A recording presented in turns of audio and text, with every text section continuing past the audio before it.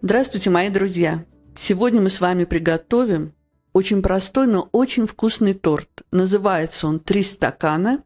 На его приготовление нам не понадобятся весы, и крем у нас будет необычный.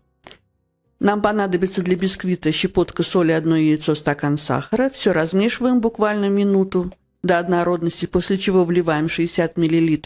Это 3 столовые ложки растительное масло, и все перемешиваем.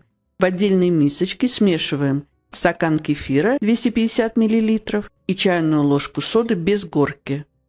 Вливаем эту смесь в яичные компоненты и все перемешиваем до однородности. Посмотрите, сколько пузыриков. Стакан муки 160 грамм и 30 грамм какао, это 2 столовые ложки с горкой, просеиваем в наши жидкие компоненты и просто венчиком все перемешиваем. Миксер нам не нужен, консистенция теста получается. Посмотрите, какая она, лентой стекает с лопаточки. Форма у меня 20 см в диаметре, и дно и бока я выстелила пекарской бумагой. Выпекаем бисквит в заранее разогретой духовке на 180 градусов, режим вверх-вниз.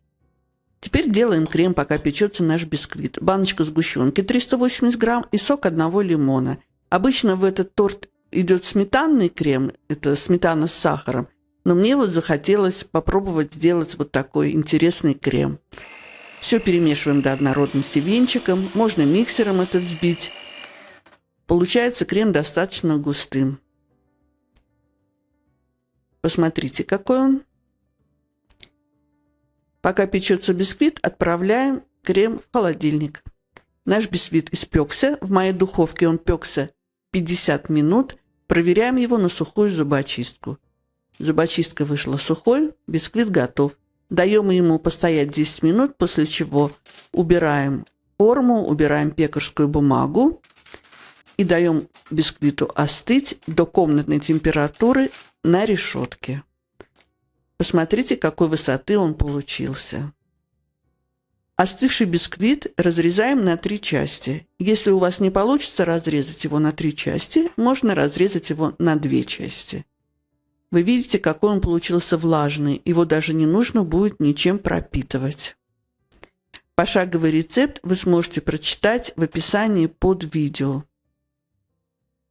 Посмотрите после холодильника, какой стал густой крем. Я его перекладываю для удобства в кондитерский пакет.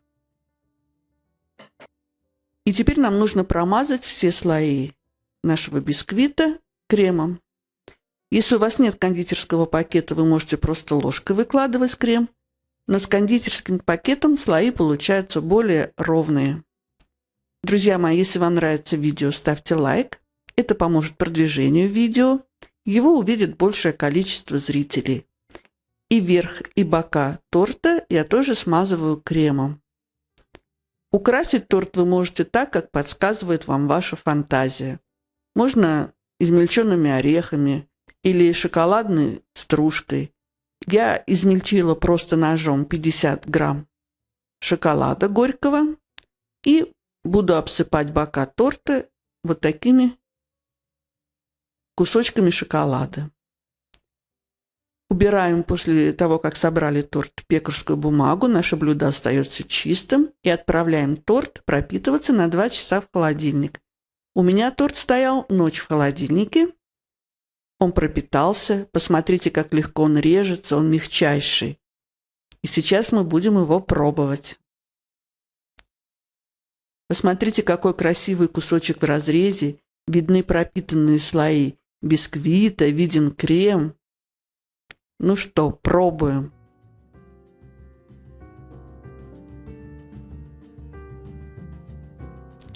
Друзья мои, это удивительно.